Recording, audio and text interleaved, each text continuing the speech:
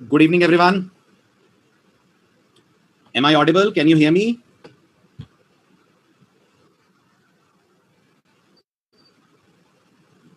चलिए बढ़ते हैं आगे। अब आज का लेक्चर है आपका प्रैक्टिकल वाला पार्ट।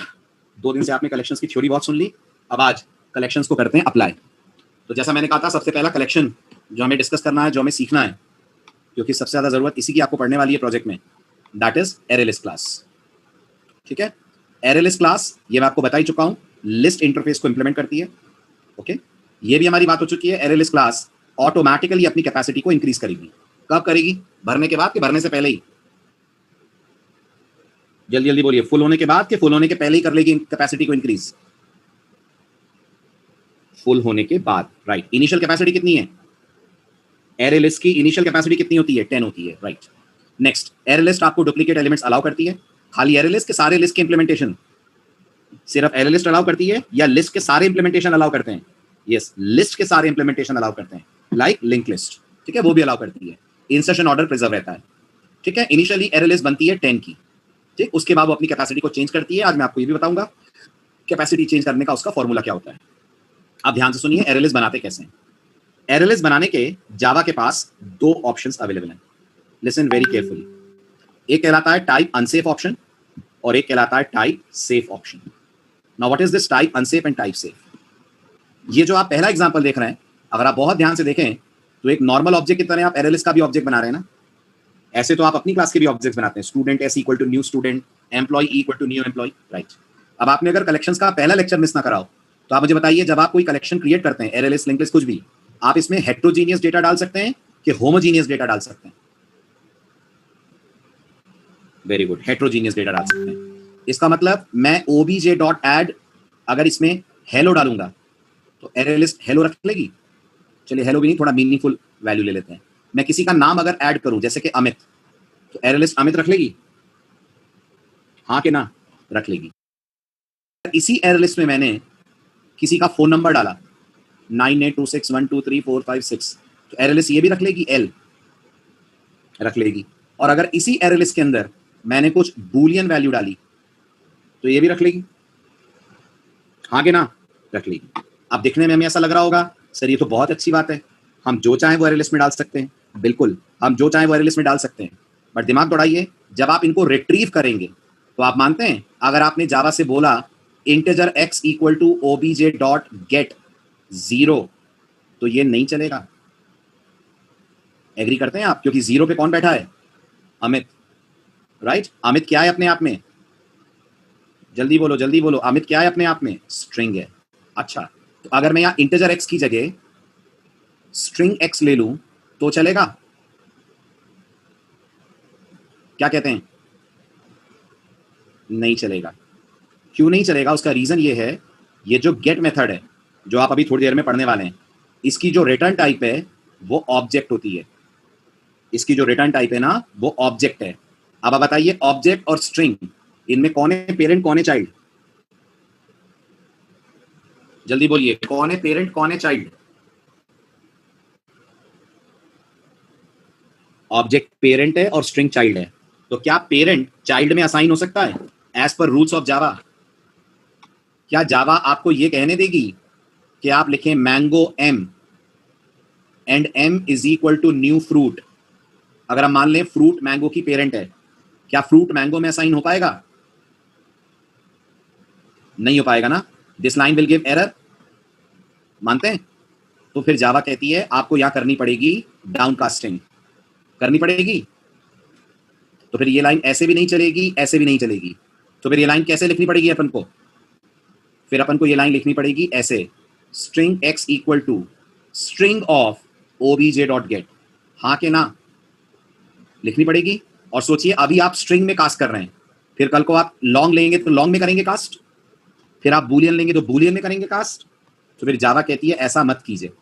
जावा का ये मानना है 99% केसेस में जब आप अपने प्रोजेक्ट के अंदर एरे लिस्ट बनाएंगे, तब आप उसमें अलग अलग नहीं, सेम टाइप की वैल्यूज डालेंगे, सेम टाइप की वैल्यूज डालेंगे। फॉर एग्जाम्पल, मैं चाहता हूं मैं जो एरे लिस्ट बनाऊं, उस एरे लिस्ट के अंदर मैं आप सबके नाम रखूं, तो क्या आप सबके नाम लॉन्ग, बूलियन, इंटीजर इस डेटा टाइप के होंगे कि स्ट्रिंग टाइप के होंगे?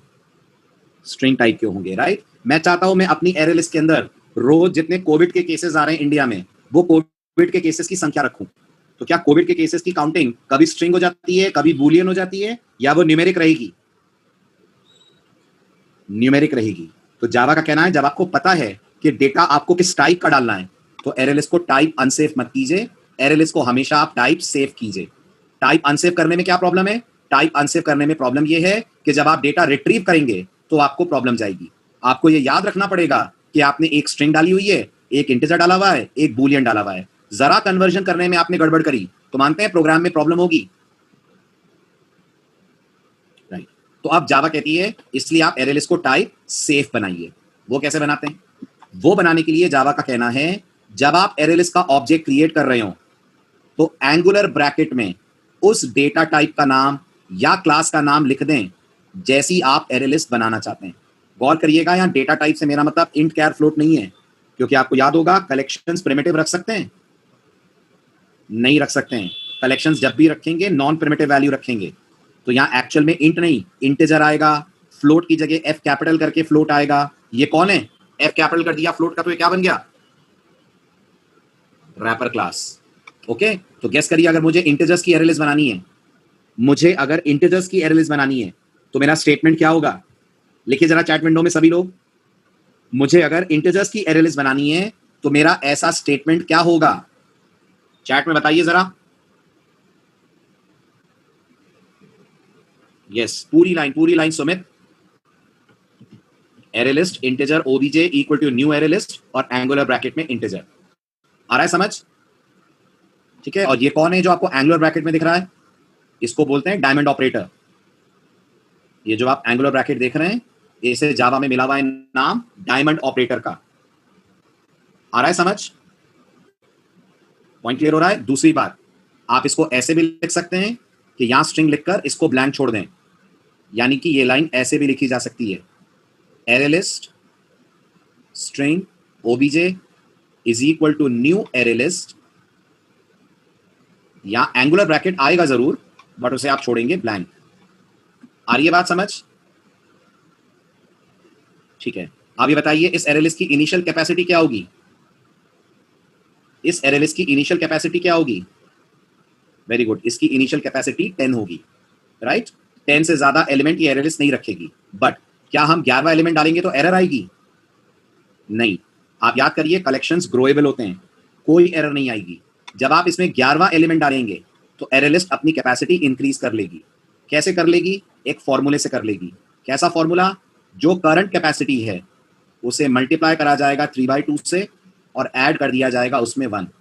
तो बताइए जरा अगली कैपेसिटी कितनी आने वाली है? शाबाश, अगली 16 आएगी।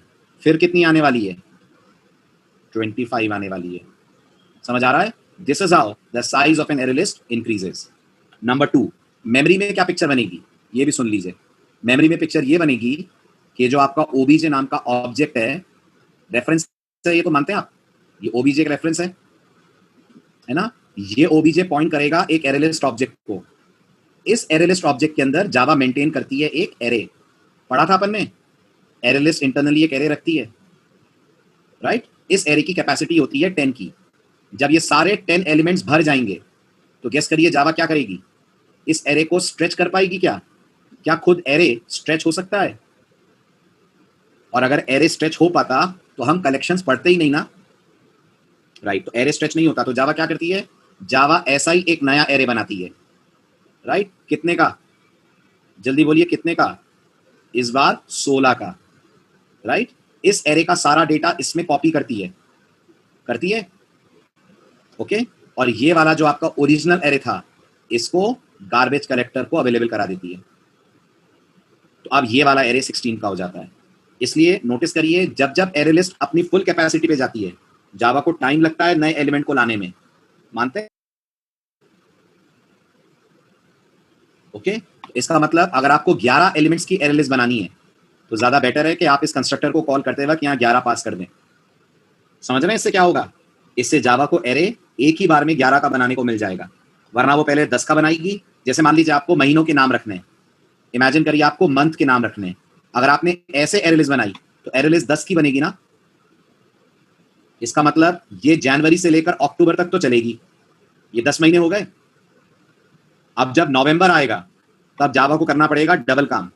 पहले जावा को एक नया एरे बनाना पड़ेगा एरे लिस्ट के अंदर, उसमें ये जनवरी से लेकर अक्टूबर तक पूरा कॉपी होगा, फिर ये एरे रिलीज होगा और फिर इस नए एरे में नवंबर कॉपी होगा।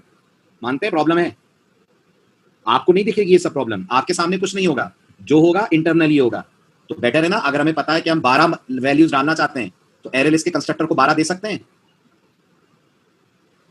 Very good. इसलिए जावा ने आपको एरे लिस्ट के साथ ये कंस्ट्रक्टर भी दिया है जो आपको ये चांस देता है, नोटिस करिए, जो आपको ये चांस देता है कि एरे लिस्ट बनाते वक्त आप उसको अपनी तरफ से साइज दे सकते हैं।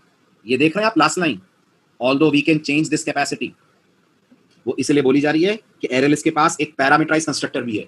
वो क्या लेता होगा पैरामीटर में? स्ट्रिंग। क्या लगता है? Very good. वो पैरामीटर में आपसे लेगा इंटीजर। बताइए एरे लिस्ट बनाना समझ आया? एरे लिस्ट कैसे क्रिएट करते हैं क्लियर हुआ?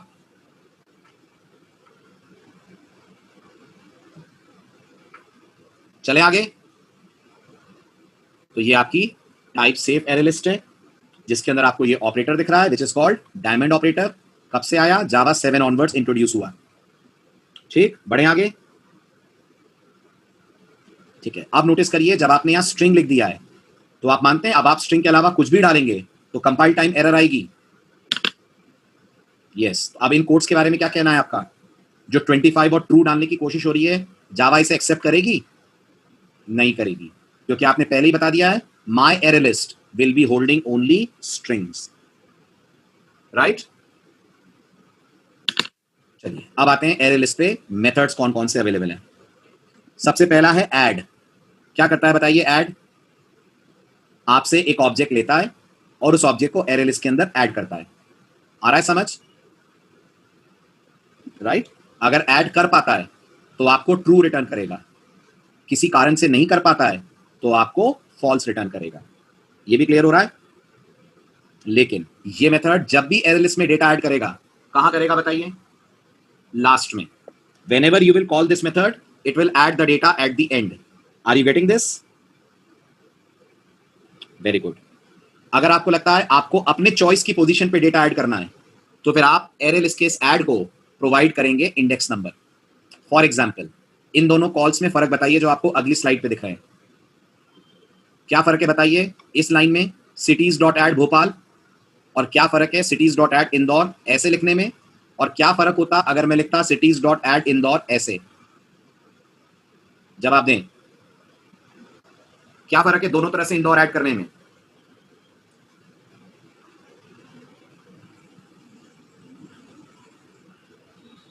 जल्दी जल्दी बोलिए फटाफट। Very good. जो आपको 0 के साथ इंदौर दिख रहा है उसमें इंदौर 0 सेल पे आता और भोपाल शिफ्ट हो जाता 1 पे। हाँ के ना? भोपाल 1 पे शिफ्ट हो जाता? डेफिनेटली भोपाल शिफ्ट हो जाएगा 1 पे। आ रहा है समझ? और जो दूसरा वाला कॉल आप दे रहे हैं उसमें इंदौर 1 पे ऐड होगा। एग्रीड? राइट। और अगर आपका दिया हुआ इंडेक्स एरे लिस्ट की कैपेसिटी से ज्यादा हो गया तो जावा एक्सेप्शन थ्रो करेगी। ठीक है? ये किसकी पेरेंट क्लास है? ये array index out of bounds exception की पेरेंट क्लास है। क्या नाम है इस क्लास का? इसका नाम है index out of bounds exception. ध्यान दीजिएगा, array index out of bounds exception नहीं है यहां पर नाम। The name is index out of bounds exception. आ रही है बात समझ? अब बात करते हैं एरे लिस्ट में से डेटा रिट्रीव कैसे करते हैं। तो मैं आपको बता ही चुका हूं, एक बार फिर बता रहा हूं। एरे लिस्ट में से डेटा रिट्रीव करने के लिए आप गेट कॉल करते हैं। अब यहां एक ट्विस्ट है, इस समय गेट की रिटर्न टाइप क्या दिख रही है? ऑब्जेक्ट दिख रही है। ये ऑब्जेक्ट तब तक होगी जब तक आपकी एरे लिस्ट अनसेफ है। याद रखिएगा, जैसे ही आप एरे लिस्ट को टाइप सेफ बनाएंगे, यानी आप जावा को बता देंगे कि एरे लिस्ट स्ट्रिंग की है कि इंटीजर की है, तो ये रिटर्न टाइप भी अकॉर्डिंगली चेंज हो जाएगी। Are you getting this? तो फिर आपको कास्टिंग करनी पड़ेगी कि नहीं करनी पड़ेगी?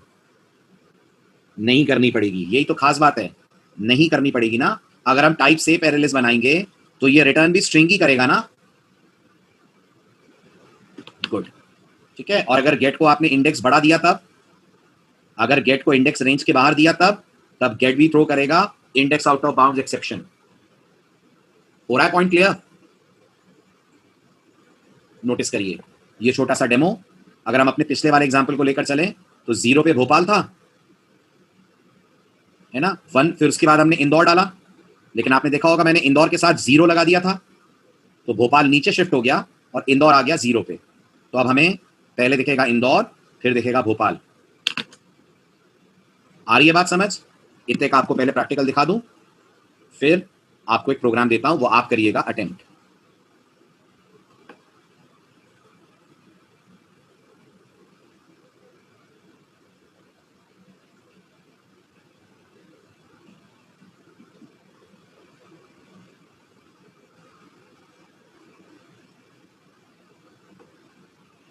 चेक करिए, इस सिंपल से कोड को एनालाइज करिए, क्या कर रहा है ये कोड, फिर आगे की कहानी बताता हूं।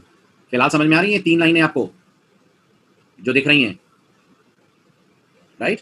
इसमें आपने ऐड करा है भोपाल, पेरिस, दिल्ली, 3 सिटीज के नाम ऐड करें। ये भी आप देख रहे हैं, यहां वाला एंगुलर ब्रैकेट ब्लैंक है, राइट? आप चाहें तो यहां भी स्ट्रिंग लिख सकते हैं, कोई दिक्कत नहीं है इसमें भी। ओके, बस नेटबीन्स आपको बोलेगा आप रिडंडेंट कर रहे हैं, जरूरत नहीं है, फिर भी आप बता रहे हैं, बट डजंट मैटर।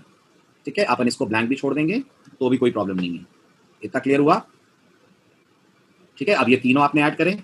अब अगर आपको इन तीनों को प्रिंट करना है तो आप लिखेंगे obj.get, ये हो जाएगा 0, इसी तरह से obj.get1, इसी तरह से obj.get2। ठीक है, प्रिंट करिए, लूप लगा, सॉरी डायरेक्ट रन कर दीजिए अभी इसको, तो दिखेगा भोपाल, पेरिस, दिल्ली। अब नोटिस करिए हमने डाला था भोपाल, पेरिस, दिल्ली, मिला भी हमें भोपाल, पेरिस, दिल्ली, तो हम ये मानते हैं इंसर्शन ऑर्डर प्रिजर्व हुआ। This is called preserving the insertion order, right? अच्छा, अब एक और जरूरी बात, इसको ऐसे भी लिख सकते थे अपन, string s1 equal to obj.get 0, yes और नो लिख सकते थे, और ऐसे ही लिख सकते थे अपन स्ट्रिंग s2, और ऐसे ही लिख सकते थे स्ट्रिंग s3। अभी भी चलता है ये, इसको कर देते हैं हम 1, इसको कर देते हैं हम 2, है ना, और यहां आ जाता s1, यहां आ जाता s2, यहां आ जाता s3। ठीक है, अभी भी आउटपुट में कोई फर्क नहीं आता, सेम। बट इमेजिन करिए मैं यहां से स्ट्रिंग हटा देता हूं, अब नोटिस करिए मेरे स्ट्रिंग हटते ही ये तीनों गेट प्रॉब्लम क्यों देने लग गए? स्ट्रिंग के हटाते ही गेट पे एरर क्यों आने लग गई? वेरी गुड, इसलिए आने लग गई क्योंकि गेट की return type, very good, object हो गई, और ऑब्जेक्ट स्ट्रिंग में कैसे जा सकता है? आप एरर मैसेज पढ़िए, कंपाइलर आपको यही कहेगा। पढ़ पा रहे हैं एरर मैसेज जो स्क्रीन पे दिख रहा है? Object can not be converted to string. फिर क्या करना पड़ेगा? फिर करनी पड़ेगी आपको टाइप कास्टिंग। वो कैसे होगी? वो ऐसे होगी, आपको इसके आगे विद इन पैरेंथेसिस मेंशन करना पड़ेगा स्ट्रिंग। तो देखिए पहले वाले में से एरर हट गई, है ना? अगर आप ये कास्टिंग से अपने आप को बचाना चाहते हैं तो फिर आप एरर लिस्ट को हमेशा टाइप सेफ बनाइए, क्योंकि आप जानते ही हैं आपको एरर लिस्ट के अंदर इंटीजर सॉरी स्ट्रिंग रखना है, तो क्यों जबरदस्ती एरर लिस्ट को हम टाइप अनसेफ कर रहे हैं? ये भी क्लियर हो गया? इतना भी समझ आ गया? सर इसमें डायमंड ऑपरेटर भी नहीं देना पड़ा, किसमें किसमें नहीं देना पड़ा हरीश? टाइप अनसेफ में? किसमें? राइट साइड में, यहां पर ऐसे? हाँ, कोई दिक्कत नहीं है, वो आपकी रीडेबिलिटी के लिए है ना। जब आपने लेफ्ट साइड पे लगा ही दिया है तो राइट साइड पे नहीं भी देंगे तो भी चलेगा, है ना? और ये लगाना रीडेबिलिटी पॉइंट ऑफ व्यू से बेटर है। ओके, चलें आगे। चलिए नेक्स्ट पॉइंट सुनिए ध्यान से, अगली जरूरी बात। अभी बताइए अगर ऐसे अपन लोग गेट कॉल करेंगे तो अगर एरे लिस्ट में 10 एलिमेंट है तो गेट 10 बार कॉल करना पड़ेगा ना, है ना? तो ये तो बहुत लेंथी हो जाएगा। तो जावा आपको एरे लिस्ट के ऊपर भी लूपिंग अप्लाई करने की फैसिलिटी देती है। बट इमेजिन करिए अगर आप एरे लिस्ट पे लूप लगाएंगे तो आपको ये तो बताना पड़ेगा ना कि लूप कहां तक चले। तो फिर आपको ये भी पता करना पड़ेगा कि एरे लिस्ट की इस समय साइज कितनी है। ठीक है, साइज और कैपेसिटी में फर्क होता है, साइज और कैपेसिटी में फर्क होता है। यस, कैपेसिटी तो 10 है, साइज उतनी ही है जितने एलिमेंट्स आपने एरे लिस्ट में इस समय फिल करें। ये बात समझ आ रही है? साइज उतनी है जितने आपने एरे लिस्ट में एलिमेंट्स फिल करें इस वक्त। राइट। ओके, तो अगर हम अपने केस में एरे लिस्ट की साइज पता करें तो जावा हमें बताएगी हमारे एरे लिस्ट की साइज। जल्दी बोलिए। बिल्कुल, अगर मैं यहां पे लिखूं system.out.println और यहां पे मेंशन करूं number of elements colon plus obj.size, तो आपको बकायदा बताया जाएगा नंबर ऑफ एलिमेंट्स इस वक्त 3 है। दिख रहा है? ठीक है। अब ये जानते हुए कि अब आपको साइज निकालना आ गया, क्या इतना पार्ट लूप में कन्वर्ट हो सकता है? हो सकता है ना? ठीक है, अब वही अपन करते हैं। अगली एक्सरसाइज कुछ वैसा ही करने को आपसे कह रही है कि एक एरे लिस्ट बनाकर उसके अंदर शुरू के 4 महीने जनवरी, फरवरी, मार्च, अप्रैल स्टोर करना है और इन चारों महीनों को रिट्रीव करके दिखाना है। बन जाएगा? गाइड कर सकते हैं आप कोड कैसे बनाएंगे इसके लिए? बिल्कुल, तो ये हो जाएगा months is equals to new array list, यहां पर लिख देंगे मंथ्स डॉट एड, ये हो गया जनवरी, मंथ्स डॉट एड, ये हो गया फरवरी, मंथ्स डॉट एड, ये हो गया मार्च, मंथ्स डॉट एड, ये हो गया अप्रैल। ठीक है, अब rather than calling get for every element individually, आप अपना रेगुलर फॉर लूप यहां चला सकते हैं by writing I equal to 0, I less than months dot size, I plus plus, and inside the body of the loop I can directly say system dot out dot println months subscript में dot gate लगाकर parenthesis में I। आया समझ? Run कर दीजिए, output में आपको ये चारों वैल्यूज दिख जाएंगी। ये एक तरीका एरे लिस्ट पे लूपिंग करने का। इसी काम को करने का दूसरा तरीका नोटिस करिए। नेटबीन्स आपको कुछ आइडिया दे रहा है, कुछ गाइड कर रहा है, वो आपको कर रहा है, वो आपको सलाह दे रहा है। अगर आप यही करना चाहते हैं then why not make use of enhance for. कल तक हम लोग एनहांस फॉर किस पे चलाते थे? एरे पे, राइट। लेकिन याद रखिए एनहांस फॉर जावा में कलेक्शंस पे भी काम करता है। गौर करिएगा, सभी कलेक्शंस, खाली एरे लिस्ट नहीं, राइट। तो आप एरे लिस्ट पे भी एनहांस फॉर चला सकते हैं। सिंपल है, वही तरीका है। बस आपको ध्यान ये रखना है कि जब आप इसको एनहांस फॉर में कन्वर्ट करेंगे तो एनहांस फॉर ये कहता है ना कि यहाँ पर data type of the variable लिखी जाए और यहाँ पर आप डेटा टाइप के तौर पे स्ट्रिंग लिखेंगे। हमारी एरे लिस्ट स्ट्रिंग की एरे लिस्ट है ना? यस और नो? तो आप यहाँ पे लिखेंगे एनहांस फॉर के लिए for string followed by S colon months, और फिर इसके अंदर आकर system dot out dot println s। इतना समझ आया? This also is going to work. हो रहा है क्लियर सबको? गुड। चलिए नेक्स्ट, अब आता है एरे लिस्ट में ये कैसे पता करें कि कोई एलिमेंट अवेलेबल है या नहीं है, सर्चिंग कैसे की जाए। तो अगर आपको एरे लिस्ट में कोई एलिमेंट सर्च करना है तो जावा आपको मेथड देती है bye the name of contains. Contains आपसे एक वैल्यू लेता है, उसे एरे लिस्ट के अंदर सर्च करता है, अगर मिल जाती है तो आपको रिटर्न करके देता है ट्रू, अगर नहीं मिलती है तो आपको रिटर्न करके देता है फॉल्स। समझ आ रहा है? अगर मिल जाती है तो आपको रिटर्न करके देगा ट्रू, अगर नहीं मिलती है तो आपको रिटर्न करके देगा फॉल्स। Is it clear? तो अब हमारे केस में आकर आप बताओ, अगर मैंने जावा से पूछा system dot out dot println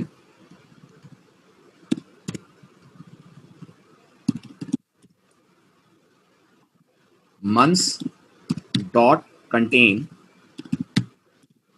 और यहां मैंने ढूंढने को कहा मार्च, तो क्या मार्च है हमारी एरे लिस्ट में? है। और अगर मैंने जावा से कहा system dot out dot println मे है? नहीं है। और अगर मैंने जावा से कहा मार्च लेकिन एम छोटा है? नहीं है। कोड रन होगा, चेक करिए, मार्च के लिए ट्रू, मे के लिए भी फॉल्स, स्मॉल एम वाले मार्च के लिए भी फॉल्स। यानी कंटेन्स केस सेंसिटिव कंपैरिजन करता है। बिल्कुल, कंटेन्स केस सेंसिटिव कंपैरिजन करता है। ठीक। दूसरा तरीका, कंटेन्स की जगह इंडेक्स ऑफ नाम का मेथड भी आप यूज कर सकते हैं। आई होप आपको याद होगा ये मेथड, आपने स्ट्रिंग में भी पढ़ा है। तो ये मेथड आपसे एलिमेंट लेगा, सर्च करेगा, मिल गया तो उसका इंडेक्स देगा, ना मिला तो क्या रिटर्न करता है? -1। तो अगर मैंने अपने इस कोड में यही सेम काम कंटेन्स की जगह इंडेक्स ऑफ से करवाया, months dot index of March, months dot index of May और months dot index of small वाला मार्च, ठीक है, अगर ये मैंने लिखा, अब हमको आंसर क्या मिलने वाला है बताइए, जल्दी जल्दी बोलिए। पहला वाला क्या देगा? 2 और बाकी दोनों देंगे -1 आ रहा है समझ? This is how we search an element in array list. अब आप सोचिए इतनी आसानी से एरे में एलिमेंट सर्च हो जाएगा? नहीं होगा ना, आपको लगाना पड़ेगा लूप, खुद के लिखने पड़ेंगे लॉजिक, एक एक एलिमेंट कंपेयर करना पड़ेगा, तब पता चलेगा एलिमेंट है कि नहीं है, राइट? चलिए अब बनाइए इस छोटे से कोड को विद इन 5 मिनट्स। एक एरे लिस्ट बनाइए जिसमें कोविड से सबसे ज्यादा इफेक्टेड 5 कंट्रीज के नाम डालिए। आज की डेट में ये 5 कंट्रीज सबसे ज्यादा इफेक्टेड है, ठीक है, ये आप खुद डालेंगे एरे लिस्ट में एज अ प्रोग्रामर। उसके बाद यूजर से बोलिए वो आपको एक कंट्री का नाम दे, अगर वो कंट्री आपकी एरे लिस्ट में है तो उसकी रैंकिंग प्रिंट करिए, अगर नहीं है, रैंकिंग समझ रहे हैं, रैंकिंग समझ रहे हैं, 1 2 ऐसे, जैसे इंडिया सेकंड रैंक पे है ना हाईएस्ट इफेक्टेड कंट्रीज में नंबर ऑफ केसेस के हिसाब से। तो अगर यूजर ने इंडिया बोला तो आप बोलेंगे रैंक 2, अगर यूजर ने यूएसए बोला तो आप बोलेंगे रैंक 1, राइट? और यूजर ने बांग्लादेश बोला, तब यूजर ने बांग्लादेश बोला तो आप बोल देंगे कंट्री नॉट फाउंड। आ रहा है समझ? बनाओ जल्दी फटाफट, विद इन 5 मिनट्स बनाइए, write down the code. User से रैंकिंग क्यों लेनी है, वो तो आपके पास है ना। अरे हरीश, हम ये मान रहे हैं ये तो डेटाबेस से आ रहा है ना, एक तरह से हमें पता है ना एरे लिस्ट के अंदर कौन कौन सी पोजीशन पे है। यूजर थोड़ी ना दे रहा है कुछ, आप एरे लिस्ट बनाकर उसमें डेटा डाल के रखिए, यूजर तो सिर्फ सर्च करेगा।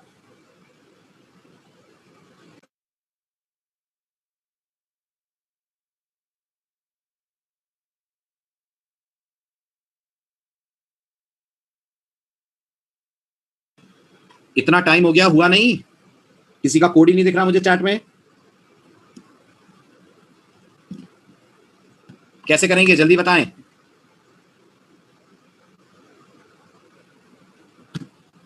फटाफट बताइए, पहला स्टेप क्या होगा? एरे लिस्ट स्ट्रिंग कंट्रीज, और I should call it COVID countries, is equals to new array list. पहला स्टेटमेंट क्लियर है? फटाफट रिस्पॉन्ड करें।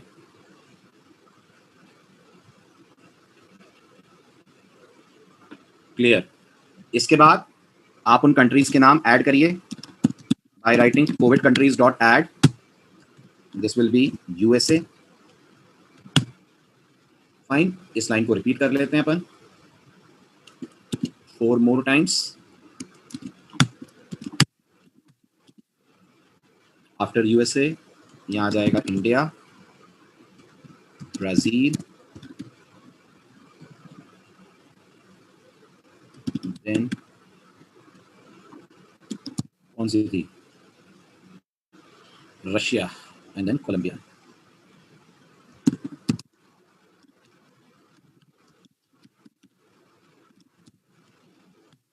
ठीक, ये आपने 5 कंट्रीज ऐड कर दी। इसके बाद आपका नेक्स्ट स्टेप होगा system.out.println, जिसमें यूजर से आप बोलेंगे एंटर कंट्री नेम, जो भी यूजर कंट्री का नाम आपको देगा उसे आप एक वेरिएबल में रख लेंगे, जिसके लिए स्कैनर का क्रिएट करेंगे अपनी ऑब्जेक्ट, स्कैनर के B equal to new scanner system.in, ये आपके पास नेम आ गया। अब इसके बाद आपका अगला स्टेप होगा INT-POS equal to COVID countries dot index of, और पैरेंथेसिस में पास करा जाएगा नेम। क्या आएगा POS में बताएं, जल्दी जल्दी बोलिए फटाफट। POS वेरिएबल में क्या आएगा जैसे ये स्टेटमेंट रन होगा? या तो इंडेक्स और या तो -1, दो में से कोई एक चीज आएगी। आप चेक करेंगे, अगर POS नॉट इक्वल टू -1 है तो system.out.println rank colon plus parenthesis में POS +1, वरना system.out.println country not in the list. आ रहा है समझ? Run this. यहां आपने टाइप करा USA तो कोड क्या देगा? रैंक 1। यहां आपने टाइप करा, लिखा रशिया, कोड क्या देगा? Rank 4, Russia is at 4, right. और अगर आपने इसको रन करके कहा ब्रिटेन तो कोड क्या देगा? Country is not in the list. Clear? चलिए, ये हुई हमारी सर्चिंग से रिलेटेड एक्सरसाइज।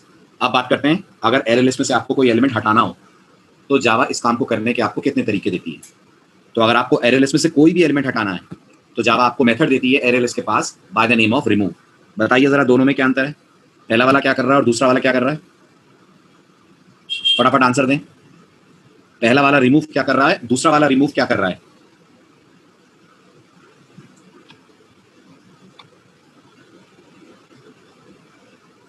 पहला वाला रिमूव आपसे वैल्यू लेगा, जो एलिमेंट हटाना है वो एलिमेंट की वैल्यू लेगा, कंपेयर करेगा या क्या ये एलिमेंट लिस्ट के अंदर है। अगर ये एलिमेंट लिस्ट में हुआ तो रिमूव हो जाएगा। अगर रिमूव हो पाया तो ट्रू रिटर्न होगा, यस। और अगर रिमूव नहीं हो पाया तो ये रिटर्न करेगा फॉल्स। आ रहा है समझ? दूसरा वाला क्या करेगा? दूसरा वाला आपसे इंडेक्स लेगा, उस इंडेक्स पे जाकर एलिमेंट को हटाएगा। ओके, जो इंडेक्स आप दे रहे हैं वो अगर सही रहा तो एलिमेंट हटाकर वो एलिमेंट आपको रिटर्न करेगा। ये देख रहे हैं, ये वो वैल्यू है जो वैल्यू हटी है। आ रहा है समझ?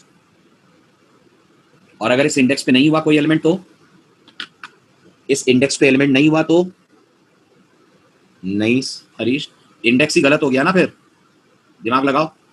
अगर इंडेक्स गलत हो गया तो क्या होने वाला है? करेक्ट। चले आगे, समझ आ रहा है?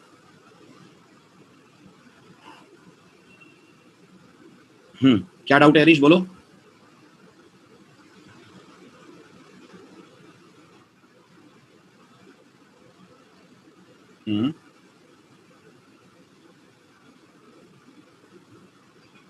रिमूव कैसे होगा? शिफ्ट करेगा ना बाकी एलिमेंट्स को ऊपर की तरफ। जो एलिमेंट हटाया है उसकी जगह नीचे वाले एलिमेंट शिफ्ट होंगे। अमन का डाउट है इंडेक्स एंटर करके उसका एलिमेंट लाना है, तो वो तो गेट है ना, ये काम तो हमारे लिए गेट है। हाँ कॉस्टली है ना हरीश, ये बात तो हो रही थी ना परसों आप अगर थे लेक्चर में, तो एरे लिस्ट में ऐड और रिमूव दोनों ही कॉस्टली हैं, इसी के लिए तो लिंक लिस्ट है। याद करो, अगर आपको लग रहा है ज्यादातर आपके ऑपरेशंस ऐड और रिमूव के हैं तो फिर जावा इसलिए तो गाइड करती है कि आप फिर लिंक लिस्ट यूज करिए। ठीक है, चलिए अब अगला टास्क है हमारे पास। 5 फ्रूट्स के नाम यूजर से लेकर हमको एरे लिस्ट में रखने हैं, फिर एक फ्रूट का नाम और मांगना है, वो फ्रूट को ढूंढना है, अगर मिल जाए तो एरे लिस्ट में से हटा देना है, ना मिले तो कह देना है फ्रूट नॉट फाउंड। क्या बनेगा code? Can you guide?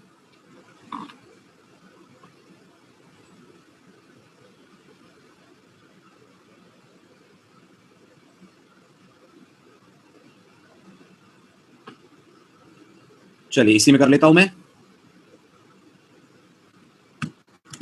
Array list string, I'll call it fruits is equal to new array list। उसके बाद स्कैनर का ऑब्जेक्ट स्कैनर के B equal to new scanner system dot in, then for loop और integer i equal to 1, i less than equal to 5, i plus plus. User से ये कहना कि वो आपको फ्रूट का नाम दे, एंटर फ्रूट नेम,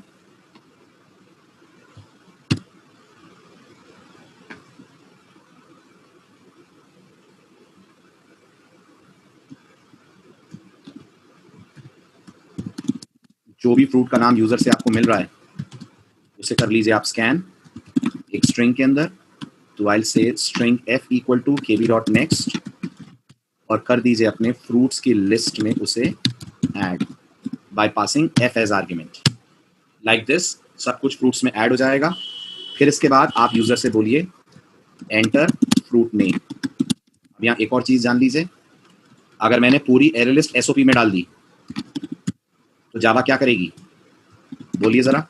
अगर मैंने कह दिया fruits are plus fruits, what will Java do? जल्दी जल्दी जवाब दीजिए, बी वेरी फास्ट। क्या मिलेगा जावा से मुझे? इस एसओपी का आउटपुट पूछ रहा हूं आपसे। Very good, to string call होगा। और टू स्ट्रिंग क्या रिटर्न करता है? हर क्लास ने टू स्ट्रिंग को प्रॉपरली ओवरराइड करा हुआ है। जावा में हर क्लास ने टू स्ट्रिंग की ओवरराइडिंग करी हुई है।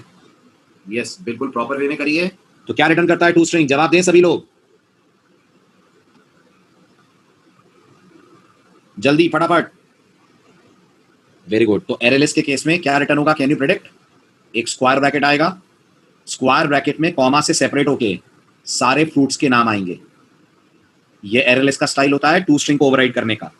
You will get all the elements of the array list separated with a comma wrapped inside a pair of square bracket।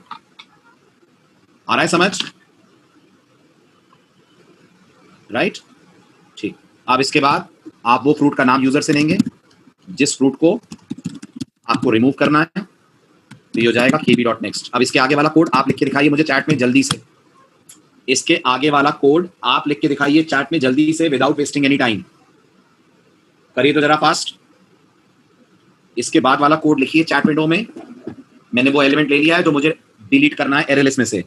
आप डिलीट करिए, डिलीट हो जाता है तो बोलिए फ्रूट डिलीटेड, डिलीट नहीं हो पाता है तो बोलिए fruit not found.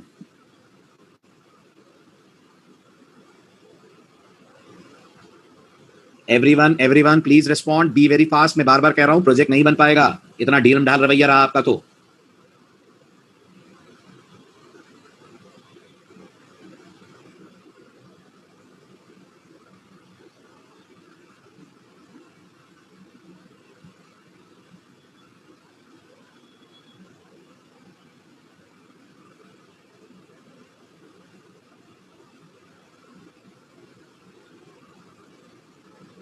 Very good. Make it more simple, अपन लिखेंगे boolean result is equals to fruits dot remove. Remove को पास करेंगे आप फ्रूट का नाम विच इज नेम। फिर इसके बाद आप चेक करेंगे अगर रिजल्ट की वैल्यू ट्रू आती है, इसका क्या मतलब? हट गया नहीं हटा? जल्दी जल्दी बोलिए, इसका क्या मतलब? एलिमेंट हट गया कि एलिमेंट नहीं हटा? हट गया। तो अपन लिख देंगे name plus remove. Okay, else system dot out dot println name plus not found. और लास्ट में अगर हम लोग प्रिंट कर दें एरएलएस को तो हमें पता लग जाएगा जो एलिमेंट हम हटाना चाह रहे थे वो हटा पाए कि नहीं हटा पाए। ठीक, run time effect. I said banana, apple, orange, grapes, pomegranate.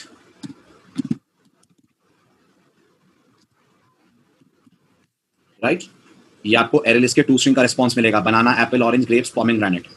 फिर आप फ्रूट का नाम मांगेंगे, यूजर ने फ्रूट का नाम आपको दिया ग्रेप्स, ग्रेप रिमूव हुआ। राइट, और नोटिस करिए अगली लिस्ट में से ग्रेप गायब है, तो आपने प्रॉपरली एरे लिस्ट में से एलिमेंट रिमूव कर लिया। अब आइए इसी के नेक्स्ट वर्जन पे, फिर रन करा मैंने, फ्रूट नेम मांगे, again I provided some fruit names, banana, apple, orange, pineapple और ग्रेप्स। राइट, इस बार मैंने हटाने के लिए प्रोवाइड करा पोमेग्रेनेट। पोमेग्रेनेट है? नहीं है।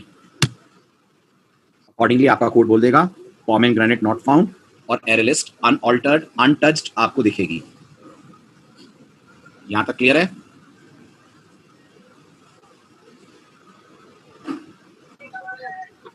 समझ आया?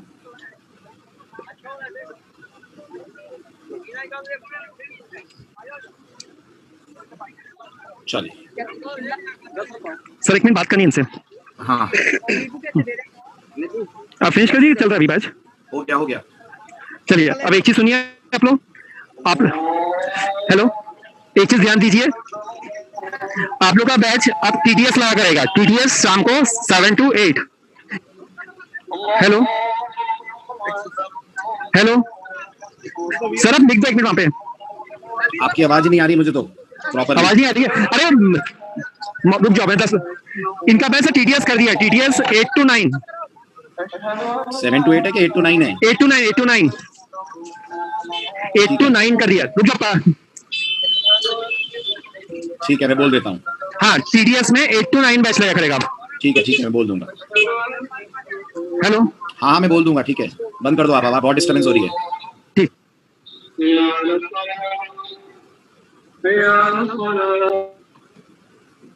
हाँ जी, बैच आपका ट्यूसडे थर्सडे सैटरडे पे 8 to 9 पे शिफ्ट हो गया है ना, जो बचे हुए 2 रिमेनिंग लेक्चर्स हैं उनके लिए। और एक बात और, संडे को सुबह एक बार ग्रुप चेक कर लेना, मैं हो सकता है संडे शाम को आपकी एक्स्ट्रा क्लास लूँ, ले लूँ, क्या कहते हैं? नहीं कल नहीं होगी, सुनिए ध्यान से, आप कंफ्यूजन मत रखिएगा। आपकी अगली क्लास तो ट्यूसडे है, ट्यूसडे तो होनी है क्लास, अगले वीक से ट्यूसडे 8 to 9 कर रहे हैं आपके बैच को, ठीक है। अब उसके लिए मैं जो संडे एक्स्ट्रा क्लास आपकी लेना चाह रहा हूँ, ले लूँ? संडे शाम को फ्री हैं आप लोग? 4-5 लेक्चर्स बचे हैं यश, संडे आप लोग फ्री हैं है ना? तो आप संडे सुबह एक बार ग्रुप चेक कर लेना, संडे सुबह एक बार ग्रुप चेक कर लेना। कितने बजे तक? 2 बजे तक। मैं 2 बजे तक ग्रुप में पोस्ट कर दूंगा संडे शाम को क्लास है या नहीं, और है तो कितने बजे है, ठीक है? आया समझ में? कंफ्यूजन तो नहीं है?